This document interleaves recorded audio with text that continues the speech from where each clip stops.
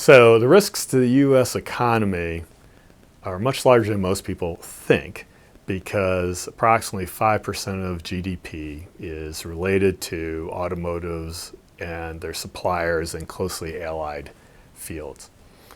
Total impact actually might be a little larger than that, but let's just use the 5%. 2.5%, half of the 5%, are held by automotive companies that are that are organized by the UAW. And so if those are shut down, 2.5% of the economy goes away. And our normal growth rate per year is about 3% GDP every year. So yeah, if we're having a weak year, which we are, it could tip us into a recession.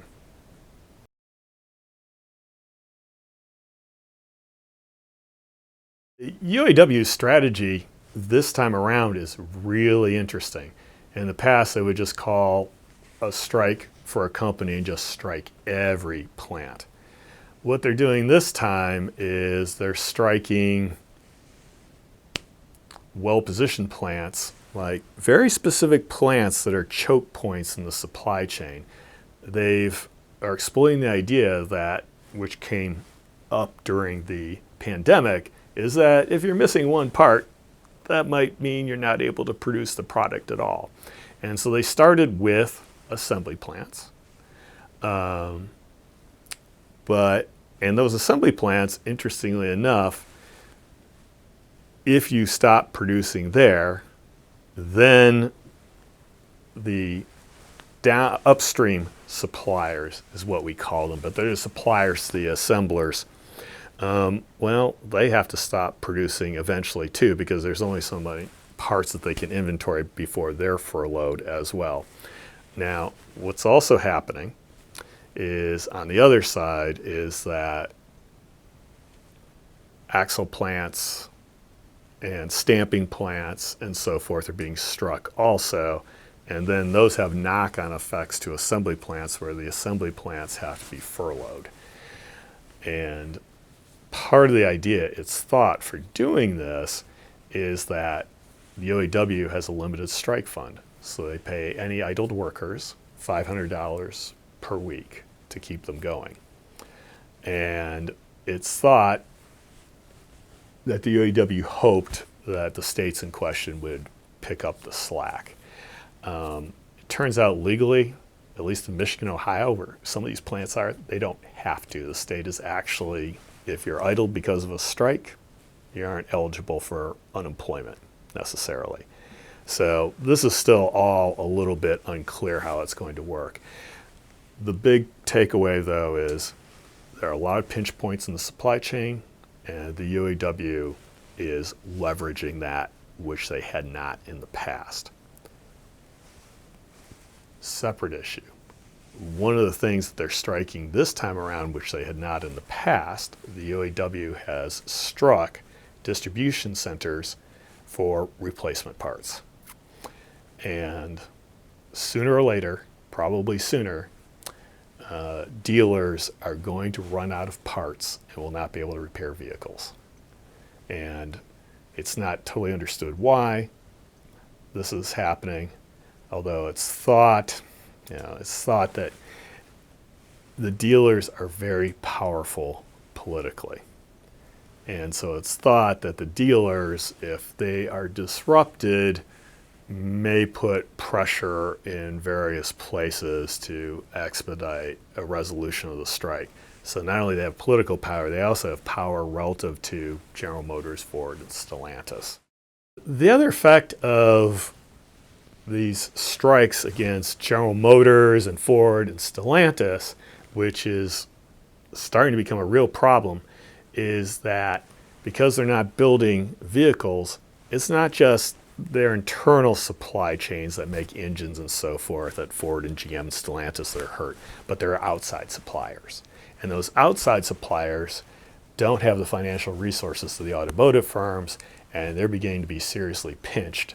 And so depending on how long the strike goes on, they may end up in bankruptcy. In short, this risks damaging the supply chain base. And in the past, when supply chain bases have been damaged, say in the 1980s, 1990s, it has been very bad news for the automotive firms with respect to getting the parts they need at the costs that are reasonable, and especially the quality they need. The assembly plants for electric vehicles need about a third less workers. And okay, well, the UAW looks at that and they're thinking, uh-oh, what are we going to do with this other third of workers? And so one of the things that they've been talking about kind of quietly for at least the past year is that, well, maybe we move some of those to the new component makers that you have for electric vehicles. And the prime one is battery manufacturers. And so these battery manufacturers, for the most part, even though they're owned by, say, General Motors, they're in a joint venture with a battery firm, typically from South Korea.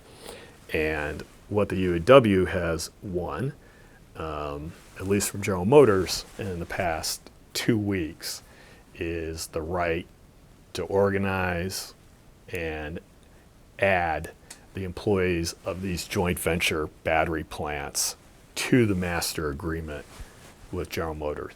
So effectively, they're becoming UAW organized employees, and one would imagine, the details aren't entirely clear yet, but at some point you would imagine their wages go up to what the UAWs are. UAW workers in the United States earn about $65 per hour.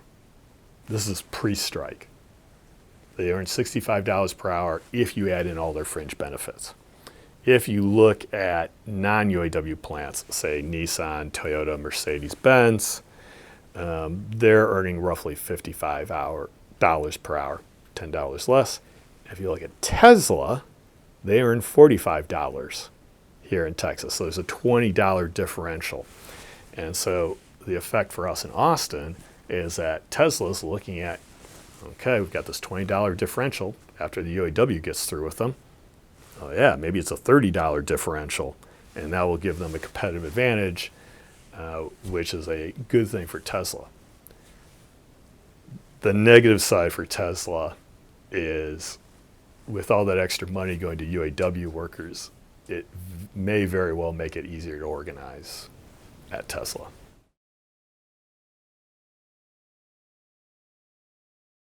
Right now, something different that the UAW has done is that they are striking distribution centers that actually take spare parts that are made by the UAW companies and then distribute them to dealers and some other aftermarket outlets as well. And because those are struck, they're not being sent out.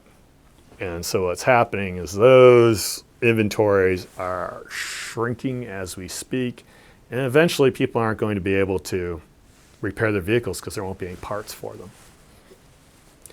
And the net of that is, the real question that's out there is, will customers become upset from that?